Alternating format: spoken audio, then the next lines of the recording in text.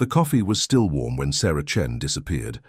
On February 14, 2003, in the farming community of Millbrook, Michigan, population 847, Valentine's Day arrived with a blizzard that would dump 14 inches of snow across Gratiot County. At 9:47 p.m., Sarah's neighbor, Mrs. Eleanor Vance, had waved goodbye through her kitchen window as the 23-year-old nursing student carried a steaming mug across the narrow strip of yard that separated their modest ranch houses. Sarah was returning the ceramic mug she'd borrowed earlier that evening, the same blue and white checkered pattern that Mrs. Vance had owned for 30 years. The elderly woman watched Sarah's silhouette disappear into the swirling snow, her red winter coat the last splash of color against the white darkness. What happened in the next 47 minutes would haunt Millbrook for the next 2 decades.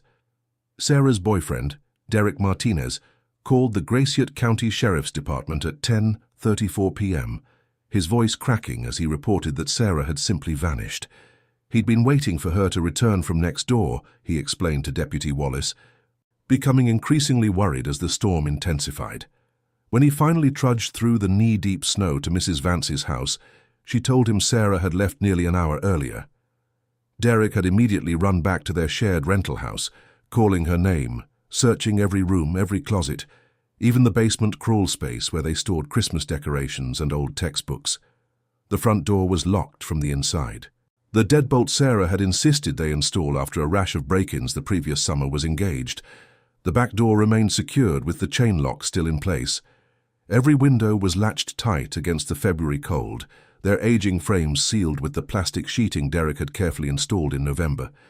Sarah's purse sat on the kitchen counter, her keys beside it, her cell phone plugged into its charger in the bedroom. Her nursing school textbooks were spread across the dining room table exactly as she'd left them, yellow highlighter still uncapped beside a half-completed anatomy assignment due the following Monday. Mrs. Vance provided the only timeline. She'd made hot chocolate while Sarah borrowed the mug. They'd chatted briefly about the storm, and Sarah had mentioned being excited about Valentine's Day plans with Derek. The young woman had seemed perfectly normal, maybe a little tired from her clinical rotations at the county hospital, but nothing that suggested fear or distress. Mrs. Vance estimated their conversation lasted no more than 15 minutes. Sarah had pulled her red coat tight against the wind and stepped into a night that would swallow her completely. Deputy Wallace, a 22-year veteran of rural policing, had seen plenty of domestic disputes, missing persons reports filed in anger, and young people who disappeared after fights with family. But standing in Sarah's living room at 11:15 p.m., watching Derek pace frantically while snow continued to batter the windows, he felt something different. The house held an eerie stillness, as if it was holding its breath. Sarah's presence lingered everywhere, her coffee mug in the sink, her nursing scrubs draped over a chair, her vanilla-scented candles still burning on the mantel. Yet she was gone, impossibly gone, from a locked house in a town where everyone knew everyone, on a night when the blizzard had driven even the most dedicated bar patrons home hours early. The deputy began what would become the most frustrating investigation of his career, not knowing that the truth lay buried deeper than the snow outside, waiting 20 years to surface in a revelation that would shatter everything this quiet farming community believed about trust, safety, and the people they thought they knew. Sarah Chen's mother, Linda Chen, received the call at 6:23 a.m. on February 15th. She was preparing for her early shift at the Ford plant in Lansing, mechanically spooning instant coffee into her travel mug while morning news droned from the small television perched on her kitchen counter. Derek's voice, raw from hours of crying and calling Sarah's name into the storm, barely managed to form the words that would reshape Linda's world. Her daughter, her only child, the girl who called every Sunday without fail and sent flowers on Mother's Day from whatever clinical rotation site she happened to be working, had vanished from a locked house in the middle of a blizzard. Linda's first instinct was denial. Sarah was responsible, predictable, the kind of young woman who color-coded her class schedules and never missed an appointment. She'd overcome so much already. Growing up as one of the few Asian American children in rural Michigan, losing her father to a factory accident when she was 16, working 2 jobs to pay for nursing school. Sarah didn't just disappear. Sarah didn't break promises or abandon responsibilities or leave people wondering where she was. But as Linda drove the 87 miles from her apartment in Lansing to Millbrook, slipping and sliding on roads that the county plows hadn't yet cleared, she felt a cold certainty settling in her chest that had nothing to do with the February weather. By noon, Linda had transformed Sarah's rental house into a command center. She pushed Derek's gaming chair aside and spread maps of Gratiot County across the dining room table, marking potential search areas with red ink.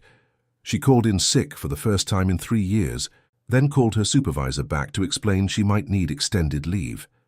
Linda had learned long ago, watching her husband die slowly in a hospital bed while insurance companies argued over coverage, that the system rarely fought for people like them. If Sarah was going to be found, it would be because someone who loved her refused to stop looking. The investigation's early days revealed the fault lines that would define the next 2 decades. Detective Raymond Ray Morrison, a 28-year veteran who transferred to Gratiot County for the quieter pace after a career in Detroit homicide, approached Sarah's disappearance with methodical skepticism. Young women didn't vanish from locked houses, he explained to Linda during their first meeting. Young women had fights with boyfriends, made impulsive decisions, sometimes needed space to think. The locked doors could be explained. Maybe Derek was lying, maybe Sarah had a key hidden somewhere, maybe she'd slipped out a window and pulled it shut behind her. Morrison ordered searches of the immediate area, questioned Derek extensively, and waited for Sarah to call home. Linda's faith in official channels began cracking during that first week. Morrison seemed more interested in Derek's financial troubles and their occasional arguments than in the physical impossibility of Sarah's disappearance. When Linda suggested expanding the search area, Morrison reminded her about limited resources and the reality of winter weather. When she pushed for more aggressive questioning of neighbors, he cited proper procedure and the need for evidence. When she begged for media attention that might generate leads, Morrison worried about compromising the investigation. Linda realized she was fighting 2 battles, finding Sarah and forcing the system to care enough to help. The community response split along similar lines. Sarah's nursing school classmates organized weekend search parties, trudging through snowdrifts and abandoned farmland with the desperate energy of youth confronting mortality. Local churches provided meals and prayer circles, but others whispered different theories. Some wondered about Derek's story, noting his gambling problems and the couple's recent financial stress. Others suggested Sarah might have staged her own disappearance, overwhelmed by school pressures and family expectations. The whispers grew louder when Derek moved back to his parents' house in Grand Rapids after 3 weeks, unable to afford the rent alone and haunted by the silence that had replaced Sarah's laughter. Linda rented a small apartment in Millbrook, determined to maintain a base of operations even as her savings dwindled. She spent mornings canvassing neighborhoods that detectives had already visited, afternoons photocopying missing person flyers at the library, and evenings calling police departments in neighboring counties. Sleep became elusive. Food became optional, and every phone call carried the potential to either save or destroy what remained of her world. Linda developed an obsession with details that others dismissed as irrelevant: the exact temperature that night, the precise timeline of Mrs. Vance's testimony, the logistics of Derek's story, the significance of Sarah's abandoned coffee. As February melted into March and search parties dwindled to a handful of die-hard volunteers, Linda began to understand that she was fighting alone, sustained only by a mother's refusal to accept the unacceptable. Millbrook had the kind of secrets that small towns cultivate like prize-winning tomatoes, carefully tended, selectively shared, and fiercely protected from outsiders. When Sarah Chen disappeared, those secrets didn't emerge all at once. Instead, they seeped out gradually, like water through limestone, each revelation adding another layer of complexity to an already impossible case. The Chen investigation exposed fractures in the community that most residents preferred to ignore. At Rosie's Diner, the morning coffee crowd that had gathered religiously for 15 years suddenly found themselves choosing sides. Earl Patterson, who'd lived in Millbrook since 1967 and knew every family's business going back 3 generations, insisted that Derek Martinez had always seemed shifty. Something about the way he looked at people, Earl claimed, stirring sugar into his coffee with unnecessary force. But Dolores McKnight, who taught Sunday school at First Baptist and had watched Derek help elderly parishioners with their groceries, defended the young man with surprising vehemence. Their debates grew heated enough that Rosie herself had to institute a "No Sarah Talk During Breakfast Rush" policy by the end of March. The investigation revealed uncomfortable truths about law enforcement resources in rural Michigan. Gratiot County maintained a force of 12 full-time deputies, covering 571 square miles of farmland, small towns, and scattered homesteads. Detective Morrison found himself juggling Sarah's case alongside a methamphetamine lab bust near Alma, a domestic violence situation that required weekly check-ins, and the ongoing investigation of equipment thefts from local farms. The state police offered assistance, but their involvement meant ceding control of the investigation to Lansing, something Morrison's pride wouldn't allow. Linda Chen's persistent phone calls and unscheduled visits to the sheriff's department became a source of frustration rather than motivation. Deputies began timing their lunch breaks to avoid her daily 11:30 a.m. appearances, clutching new theories printed from internet crime forums. Sarah's disappearance also illuminated the complex social dynamics of a community caught between agricultural tradition and suburban encroachment. The original families, the Pattersons, the Vances, the Kowalskis, who'd farmed the same land for 4 generations, viewed newer residents with polite suspicion. Derek, despite living in Millbrook for 3 years, remained an outsider from Grand Rapids, whose family had never worked the land. Sarah occupied an even more complicated position as a nursing student, whose ambitions clearly extended beyond the county line.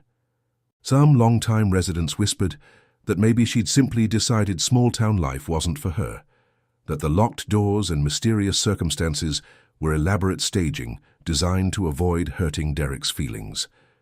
The investigation exposed other uncomfortable realities. Several residents admitted to police that they routinely left doors unlocked, despite the recent break-ins that had prompted Sarah to install her deadbolt. Mrs. Vance revealed that she'd noticed unfamiliar vehicles parked along County Road 21 several times in January, but hadn't thought to write down license numbers or descriptions. The volunteer fire department's search and rescue training consisted primarily of finding lost hunters during deer season, not conducting systematic searches for missing persons in winter conditions. These admissions embarrassed a community that prided itself on self-sufficiency and looking out for neighbors. Most disturbing were the details that emerged about Sarah's final weeks.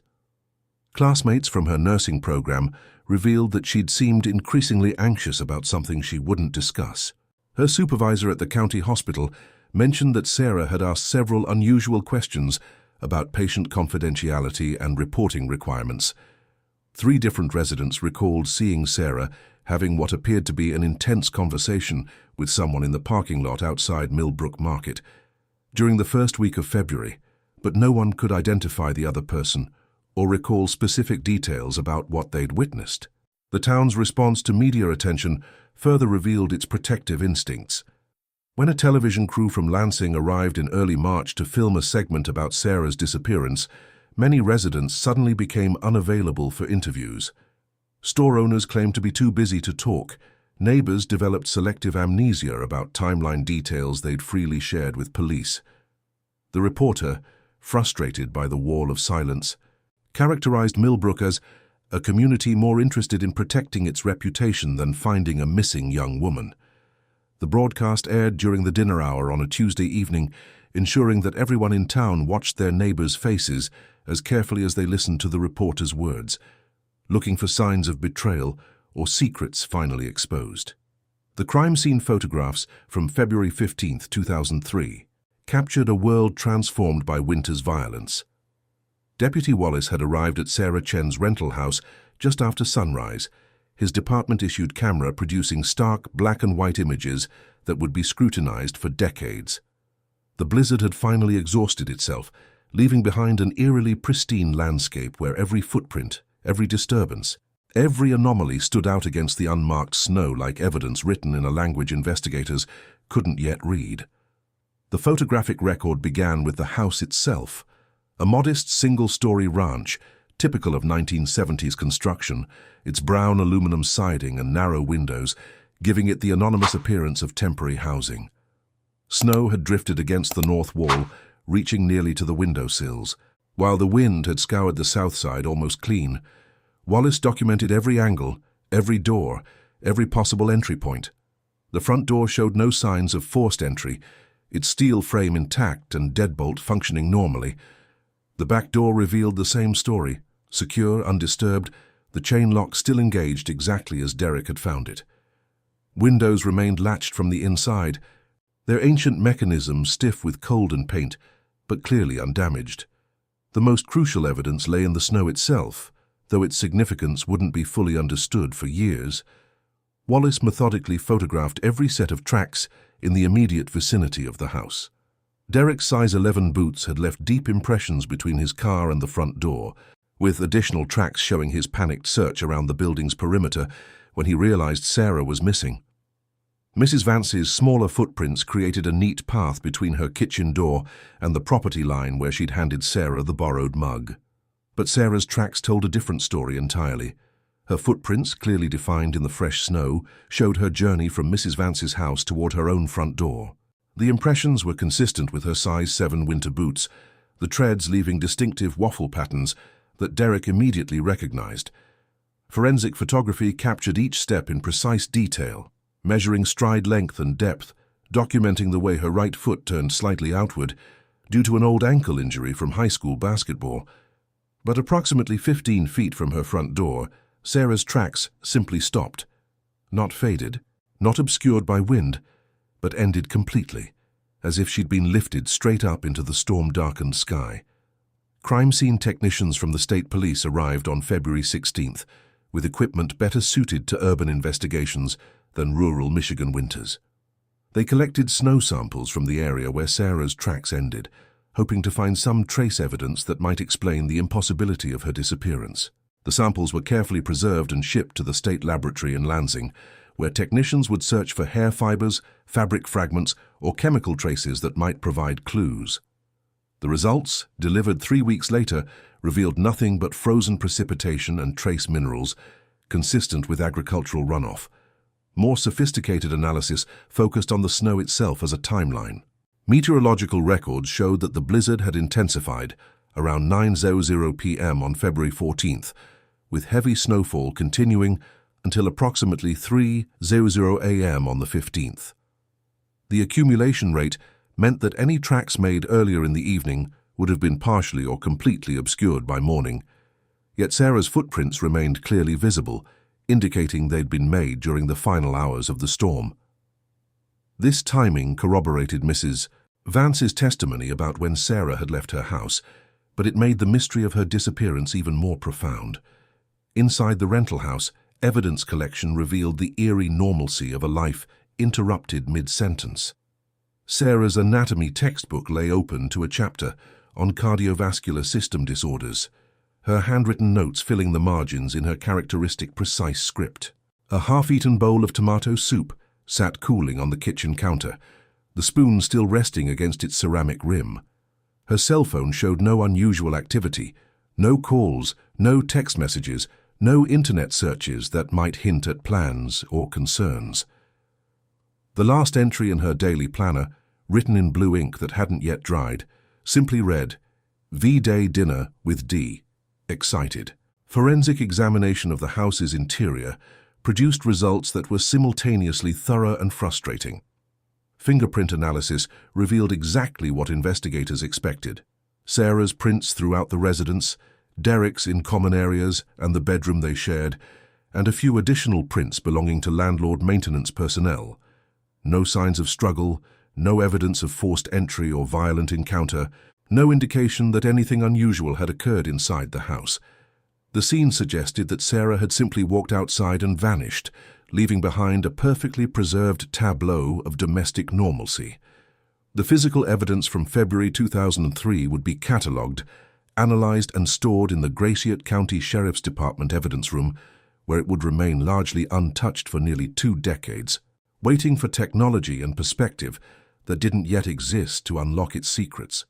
The first break in Sarah Chen's case came 11 days after her disappearance, when a convenience store clerk in Bay City called the tip line to report a young Asian woman matching Sarah's description. The woman had purchased coffee and gasoline around midnight on February 15th, the clerk explained, and she'd seemed nervous, checking over her shoulder repeatedly while counting out exact change. Detective Morrison drove the 130 miles to Bay City with Linda Chen riding silently in the passenger seat, both of them afraid to hope too loudly. The surveillance footage from the gas station showed a woman of approximately Sarah's height and build, her dark hair pulled back in a ponytail, similar to how Sarah typically wore hers. But when the clerk viewed the video alongside Morrison and Linda, his certainty crumbled. The woman's face remained obscured by the camera angle and poor lighting. Her coat was navy blue rather than red, and her mannerisms didn't match the nervous energy he'd described. Linda stared at the grainy footage until her eyes watered, willing it to be her daughter, but deep in her chest she knew the truth before Morrison spoke it aloud. This wasn't Sarah. This was just another woman living her own life, unaware that her late-night gas purchase had briefly carried the hopes of a desperate mother. The Bay City lead established a pattern that would repeat dozens of times over the following months. A waitress in Flint reported serving someone who looked like Sarah. A bus driver in Detroit remembered a quiet passenger who'd paid with exact change and avoided eye contact. A hotel clerk in Traverse City insisted he'd checked in a young woman matching Sarah's description, though the registration record showed a completely different name and the security cameras had been broken for weeks. Each tip required investigation. Each investigation consumed precious resources, and each dead end pushed Sarah's case further toward the growing pile of unsolved files in Morrison's office. By summer 2003, the investigation had expanded beyond Michigan's borders. Reports trickled in from Ohio, Indiana, Wisconsin, and Illinois, sightings of young Asian women who might be Sarah Chen, living under assumed names, working cash jobs, staying one step ahead of detection. Morrison dutifully followed each lead, driving thousands of miles and conducting hundreds of interviews with people who ultimately had nothing to do with Sarah's disappearance. The investigation consumed his patrol budget and strained relationships with neighboring law enforcement agencies who grew tired of wild goose chases that yielded nothing but wasted time. The most promising lead came in August, when a social worker in Chicago contacted the Gratiot County Sheriff's Department about a client who'd enrolled in a homeless services program using identification that appeared fraudulent. The woman claimed to be from Michigan, had visible nursing skills when helping other clients with medical issues, and seemed terrified whenever anyone asked about her past. Morrison and Linda made the 6-hour drive to Chicago, only to discover that the woman was actually Elena Vasquez, an undocumented immigrant from El Salvador who'd purchased fake identification to escape an abusive relationship. Elena's fear wasn't about a mysterious disappearance from a locked house. It was about deportation and returning to a man who'd hospitalized her twice. The psychological toll of false leads began to fracture the investigation team. Morrison, accustomed to cases that resolved within weeks or months, found himself questioning his abilities and his department's resources. He began avoiding Linda Chen's daily phone calls, dreading the hope in her voice when she asked about new developments. The state police gradually reduced their involvement, reassigning personnel to cases with more promising prospects. Search volunteers dwindled as autumn arrived, and then winter returned, marking Sarah's first anniversary of disappearance with no new evidence, no viable suspects, and no answers. Derek Martinez became the investigation's most persistent dead end. Morrison interviewed him 17 times over the first year, approaching their conversations from different angles, hoping to catch inconsistencies or admissions. Derek's story never changed. He'd waited for Sarah to return from Mrs. Vance's house, grown worried when she didn't come back, discovered the house was locked and empty, and called police immediately. Polygraph tests proved inconclusive, neither clearing nor implicating him. His alibi for the 47 minutes of Sarah's disappearance remained what it had always been. He was alone in the house, waiting. In a case built on impossibilities, Derek's loneliness during those crucial minutes became both his strongest defense and his greatest vulnerability. By February 2004, exactly 1 year after Sarah's disappearance, her case had been quietly reclassified as a cold case. The active investigation was suspended, though Morrison assured Linda that any new evidence would receive immediate attention. The promise felt hollow to everyone involved, including Morrison himself, who knew that cold cases in rural Michigan often stayed cold forever, buried beneath accumulating paperwork and newer emergencies that demanded immediate resources. Detective James "Jimmy" Sullivan hadn't intended to inherit Sarah Chen's case. When he transferred to the Gratiot County Sheriff's Department in September 2005, 2.5 years after Sarah's disappearance, he was looking for the quieter pace that rural policing promised after 15 years with the Michigan State Police. Sullivan had worked major crime scenes, supervised multi-jurisdictional task forces, and testified in capital murder trials. At 42, with 2 failed marriages behind him and a drinking problem he'd recently conquered, he wanted cases involving stolen farm equipment and domestic disputes, not mysteries that consumed careers and destroyed personal lives. But Sarah Chen's file drew him back repeatedly during his first weeks on the job. Morrison had left behind meticulously organized evidence boxes, interview transcripts, and photograph albums, all stored in the basement evidence room like artifacts from an archaeological dig. Sullivan told himself he was simply familiarizing himself with the department's major unsolved cases, performing due diligence that any competent detective would undertake. Yet he found himself staying late, reading witness statements by the harsh fluorescent lights, studying crime scene photographs until the details were burned into his memory like religious iconography. The impossibility of Sarah's disappearance violated everything Sullivan understood about criminal investigation. People didn't vanish from locked houses without leaving trace evidence. Young women didn't disappear during blizzards without someone seeing or hearing something unusual. Cases didn't remain completely devoid of viable suspects or logical explanations after years of competent police work. Sullivan had solved murders where the only evidence was a single hair fiber and had tracked down suspects using nothing but witness descriptions of unusual mannerisms. But Sarah Chen's case offered none of the forensic breadcrumbs that usually led investigators from crime scene to courtroom. Sullivan's obsession began innocuously enough. He started by re-interviewing key witnesses, telling himself he was simply updating their statements and checking for details that might have been overlooked. Mrs. Vance, now in her 70s and increasingly frail, repeated her story exactly as she'd told it dozens of times before. Derek Martinez, who'd moved back to Grand Rapids and found work as an automotive technician, answered Sullivan's questions with the weary patience of someone who'd long since stopped expecting to be believed. Linda Chen, who'd exhausted her savings and moved back to Lansing, greeted Sullivan's renewed interest with desperate hope tempered by years of disappointment.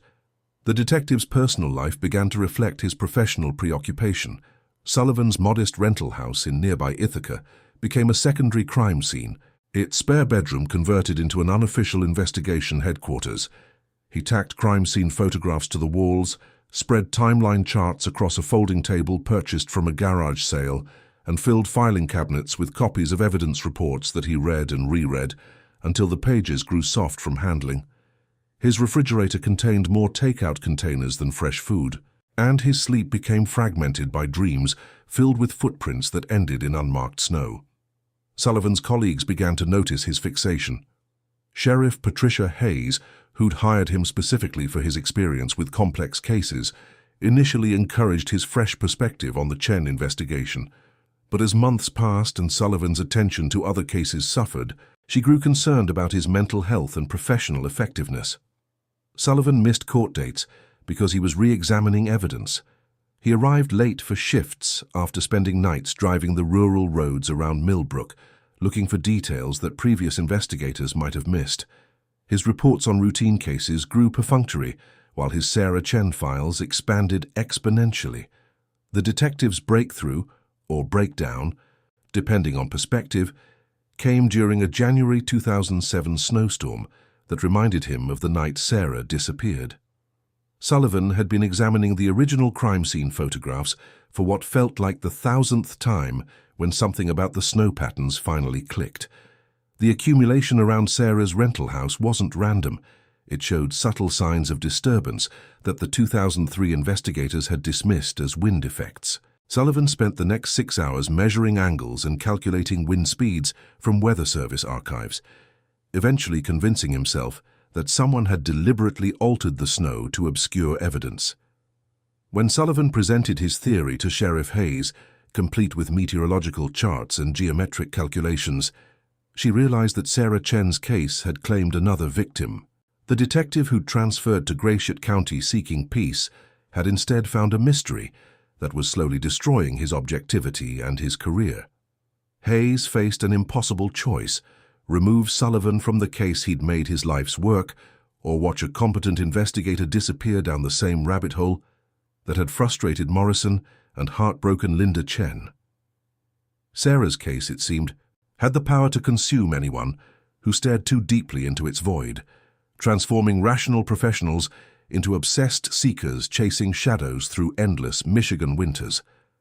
Sullivan's investigation had reached the same dead end that had claimed Morrison, but his refusal to accept defeat would prove to be exactly what Sarah Chen's case needed. Though neither he nor anyone else could have predicted the path that obsession would eventually illuminate. Developing topics 7 and 8. Technology's second chance and the unthinkable suspect. Detective Jimmy Sullivan's salvation came in the form of a phone call from the Michigan State Police Laboratory on March 15, 2019, 16 years after Sarah Chen's disappearance and 12 years after Sullivan's obsession with her case had nearly cost him his career. Dr. Angela Martinez, a forensic DNA analyst who'd never heard of Millbrook or Gratiot County, was calling about evidence samples that had been sitting in frozen storage since 2003, waiting for technology that hadn't existed when they were first collected. The samples consisted of fabric fibers recovered from Sarah's red winter coat, which had been found hanging in her bedroom closet the morning after her disappearance. Original testing in 2003 had identified the fibers as cotton blend, likely from another person's clothing. But DNA extraction technology at the time couldn't produce a usable profile from such minimal material. The fibers had been catalogued, stored, and essentially forgotten until Dr. Martinez's team began working through a backlog of cold case evidence using enhanced extraction techniques that could isolate genetic material from increasingly smaller samples. Sullivan, now 56 years old and serving as the department's senior detective, had weathered the years of frustration better than anyone expected. Sheriff Hayes had ultimately decided to let him pursue Sarah's case as a secondary assignment, reasoning that his expertise was too valuable to waste and his obsession too deep to cure through reassignment. Sullivan had solved dozens of other cases during the intervening years, but Sarah Chen remained the investigation that defined his career and haunted his dreams. When Dr. Martinez called, Sullivan was reviewing financial records from a recent embezzlement case, his mind occupied with mundane details about missing petty cash and altered receipts. The DNA profile recovered from the fabric fibers was partial but significant, 13 genetic markers that would be sufficient to identify a suspect if they had a sample for comparison. More importantly, the profile was male, which eliminated several theories that investigators had pursued over the years. Dr. Martinez explained that the enhanced testing had also revealed trace amounts of an unusual soap residue on the fibers, a commercial-grade cleanser, typically used in institutional settings like hospitals, schools, or government buildings. The combination of DNA evidence and chemical analysis provided the first concrete leads in Sarah's case since the initial crime scene investigation. Sullivan's hands shook as he wrote down Dr. Martinez's findings, his careful notes betraying the excitement he tried to keep from his voice. After 16 years of dead ends and false leads, science was finally offering answers to questions that had consumed his professional life. The DNA profile would be entered into the combined DNA index system, where it would be compared against millions of samples from convicted criminals, crime scene evidence, and voluntary submissions. But Sullivan knew that CODIS matches were rare in cold cases, and he began planning his own systematic approach to identifying the source of the mysterious DNA. The detective's renewed investigation focused on people who'd had access to Sarah during her final weeks, particularly those who worked in institutional settings that would explain the commercial soap residue. Sarah's nursing rotations had placed her in contact with dozens of hospital staff members, maintenance workers, and security personnel. Her part-time job at a medical supply company had involved interactions with delivery drivers, warehouse employees, and administrative staff. Each contact represented a potential source for the DNA sample, but tracking down individuals from 16 years earlier proved nearly impossible. People had died, moved away, or simply disappeared into lives that left no forwarding addresses. Sullivan's breakthrough came when he decided to expand his search beyond Sarah's known associates, to include anyone who'd been questioned during the original investigation. He spent weeks digitizing old interview files, creating a database of everyone who'd provided statements or been considered as potential witnesses. The list included neighbors, co-workers, classmates, and dozens of people who'd simply been in the wrong place at the right time to draw police attention. Cross-referencing this list against employment records from institutions using commercial-grade cleansers produced 13 possible matches. The process of collecting DNA samples from potential suspects required delicate negotiation between constitutional rights and investigative necessity. Sullivan couldn't simply demand genetic samples from people who hadn't been charged with crimes, but he could request voluntary submissions and collect discarded materials that suspects left in public places. The work was tedious and often felt like an invasion of privacy that yielded no results. 8 of the 13 potential matches provided voluntary DNA samples that were quickly eliminated through laboratory comparison. 3 others proved impossible to locate or contact. The 13th name on Sullivan's list belonged to someone he'd never considered as a suspect, someone whose connection to Sarah seemed so peripheral that their DNA sample had been collected almost as an afterthought. When the laboratory called with the results of that comparison, Dr. Martinez's voice carried an excitement that matched Sullivan's own growing anticipation. The DNA profile was a perfect match. All 13 genetic markers aligned with the evidence recovered from Sarah's coat. After 16 years of questions without answers, science had finally identified the person who'd been in physical contact with Sarah Chen during her final hours. The revelation would shatter everything the community believed about the night she disappeared. But first, Sullivan had to confront the implications of what the DNA evidence actually meant. The name that appeared on Detective Sullivan's computer screen at 2:47 p.m. on April 3, 2019, belonged to someone who'd lived in plain sight for 16 years, someone who'd attended Sarah Chen's memorial service, someone who'd expressed sympathy to Linda Chen and offered assistance during the early days of the investigation. Robert Bob Vance, Mrs. Eleanor Vance's 68-year-old nephew, had been questioned briefly in 2003 as part of the routine canvass of Sarah's neighborhood, but his alibi had seemed ironclad and his demeanor had raised no suspicions. Sullivan stared at the DNA match confirmation until the letters blurred together, his mind struggling to reconcile this revelation with everything he thought he knew about Sarah's case. Bob Vance worked as a maintenance supervisor at the Gratiot County Medical Center, which explained the commercial-grade soap residue found on the fabric fibers. He lived just 3 miles from Sarah's rental house and had unrestricted access to his aunt's property, including the spare key she kept hidden under her back porch flower pot.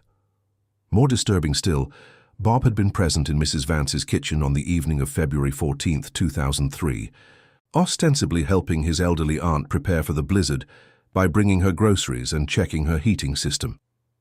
The detective's review of the original case files revealed details that had seemed innocuous in 2003, but now carried sinister implications. Mrs. Vance had mentioned that Bob was always so thoughtful, arriving unannounced to help with household tasks and staying late to ensure she was comfortable during harsh weather. Bob had volunteered to join early search parties, spending hours trudging through snow-covered fields and abandoned buildings, ostensibly looking for Sarah while knowing exactly where she wouldn't be found. He'd even provided comfort to Derek Martinez during those first desperate weeks, sharing coffee and offering the kind of male support that Derek's friends and family struggled to provide. Sullivan's investigation into Bob Vance's background revealed a carefully constructed facade that had fooled everyone, including trained law enforcement personnel. Bob was known throughout Millbrook as a reliable handyman who helped elderly residents with home repairs, a church usher who never missed Sunday service, and a devoted nephew who'd cared for his aunt since his uncle's death in 1998. His employment record at the medical center showed exemplary performance over 23 years, with supervisors describing him as dependable, quiet, and respected by staff and patients alike. Bob's only criminal history consisted of a single speeding ticket from 1995 and a minor citation for burning leaves without a permit in 2001. But deeper investigation revealed disturbing patterns that had been invisible to casual observers. Hospital staff members, when questioned carefully, admitted that Bob had shown unusual interest in young female employees, particularly nursing students who rotated through various departments. Several women recalled conversations where Bob had asked personal questions about their schedules, living arrangements, and transportation habits. Most had dismissed his curiosity as awkward attempts at friendliness from a lonely older man. But in the context of Sarah's disappearance, his behavior took on a more predatory character. Sullivan discovered that Bob's access to the medical center's facilities extended far beyond normal working hours. His maintenance position required him to respond to emergency calls, giving him legitimate reasons to be in the building during evenings, weekends, and holidays.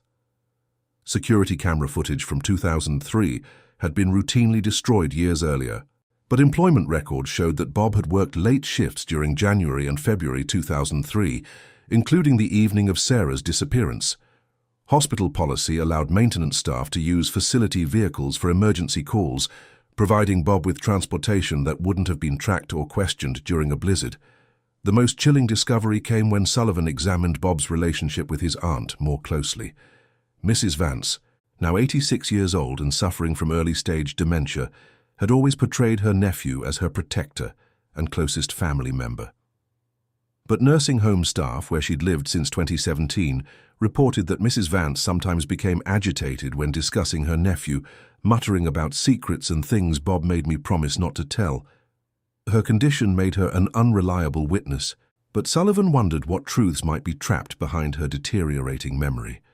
Sullivan spent sleepless nights reconstructing what might have happened on February 14, 2003. Bob Vance could have been at his aunt's house when Sarah arrived to return the borrowed mug. He might have offered to walk her home through the blizzard, using his position as Mrs. Vance's trusted nephew to gain Sarah's confidence. With access to his aunt's spare key, Bob could have followed Sarah into her house, confronted her there, and then staged the scene to make her disappearance appear impossible. The locked doors and undisturbed snow were not evidence of supernatural intervention, but proof of someone who knew exactly how to manipulate a crime scene to confuse investigators. The DNA evidence provided the crucial link between Bob Vance and Sarah Chen, but proving what had happened during those 47 minutes required more than genetic markers. Sullivan needed to find Sarah's body, uncover additional evidence of Bob's involvement, and build a case strong enough to convince a prosecutor to file charges 16 years after the fact. The investigation that had consumed his career was finally approaching its conclusion, but the most difficult work still lay ahead. Detective Sullivan's surveillance of Robert Vance began on April 8, 2019, 5 days after the DNA match confirmation arrived from the state laboratory. Sullivan parked his unmarked sedan across the street from Bob's modest two-bedroom house on Maple Street, watching through binoculars as the 68-year-old man maintained the same routine he'd followed for decades. Bob left for work at the medical center at 6:45 a.m., returned home at 3:30 p.m., and spent his evenings watching television through windows that never quite closed their curtains completely. To neighbors and co-workers, Bob appeared unchanged, still the quiet, reliable handyman who'd lived in Millbrook since childhood. But Sullivan noticed details that spoke to a man under enormous psychological pressure. Bob's hands shook when he unlocked his front door each evening, fumbling with keys that he'd handled thousands of times before. His garbage bins, previously organized with military precision, now overflowed with empty whiskey bottles and takeout containers from restaurants he'd never patronized during Sullivan's earlier surveillance attempts. Most telling were Bob's visits to his aunt's grave at Millbrook Cemetery, a ritual that had increased from weekly to daily since the DNA results arrived. Sullivan watched through telephoto lenses as Bob knelt beside Mrs. Vance's headstone, his lips moving in conversations that no one else could hear, his shoulders shaking with sobs that seemed to emerge from decades of buried guilt. The detective's confrontation strategy required delicate timing. Direct accusation without sufficient evidence might prompt Bob to destroy remaining proof or flee the jurisdiction. But allowing him to continue his normal routine risked additional psychological deterioration that might render him incapable of providing coherent testimony about Sarah's fate. Sullivan decided to apply gradually increasing pressure, beginning with seemingly routine follow-up questions about the original investigation and slowly building toward revelation of the DNA evidence. Sullivan's first formal interview with Bob took place at the medical center on April 15th, ostensibly as part of a cold case review that was examining all evidence and witness statements from 2003. Bob agreed to the interview with apparent cooperation, settling into his supervisor's office with the same calm demeanor he'd displayed 16 years earlier. But Sullivan noticed immediate signs of stress that hadn't been present during their previous interactions. Bob's breathing was shallow and rapid, his hands remained clasped tightly in his lap to control their trembling, and his eyes darted repeatedly toward the office door, as if calculating escape routes. When Sullivan mentioned that new forensic techniques had been applied to evidence from Sarah's case, Bob's composure began fragmenting in ways that were almost imperceptible but unmistakable to an experienced interrogator. His voice, previously steady and cooperative, developed a slight quaver when discussing his activities on February 14, 2003. His recollection of details, once precise and consistent, became fuzzy and contradictory. Most significantly, Bob volunteered information that hadn't been requested, offering explanations for circumstances that Sullivan hadn't yet questioned, the behavior of a guilty conscience, attempting to stay ahead of inevitable revelation. The psychological pressure intensified during Sullivan's second interview 3 days later, when the detective revealed that DNA evidence had been recovered from fabric fibers found on Sarah's clothing.